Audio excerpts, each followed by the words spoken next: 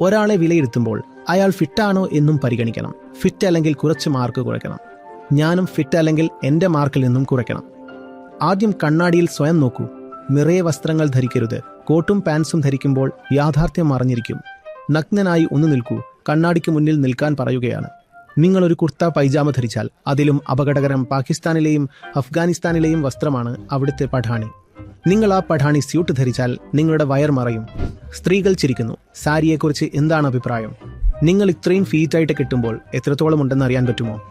ഇതേ വസ്ത്രം കുറച്ചുകൂടി അയഞ്ഞ രീതിയിൽ ധരിച്ചാൽ ശരീരം കുറച്ചെങ്കിലും തുറന്നാൽ ഉള്ളിലെ മാംസം മുഴുവൻ പുറത്തേക്ക് വരും.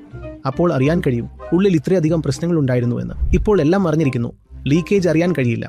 സാരിയുടെ ഉള്ളിൽ 3 തട്ടുകളുണ്ട്. 1, 2, 3. റെയിൽവേയിലെ 3 ടയർ കോച്ച് പോലെ. ശരീരം തുറന്നു കാണിക്കുന്നതോ അശ്ലീലമായി പ്രദർശിപ്പിക്കുന്നതോ നല്ലതാണെന്ന് ഞാൻ പറയുന്നില്ല. പക്ഷേ ശരീരം മറയ്ക്കുന്നത് ഒരു നിർബന്ധിത അവസ്ഥയായി മാറുന്നത് ശരീരം വൃത്തികെട്ടതാക്കുമ്പോഴാണ് എന്ന് ഞാൻ പറയുന്നു.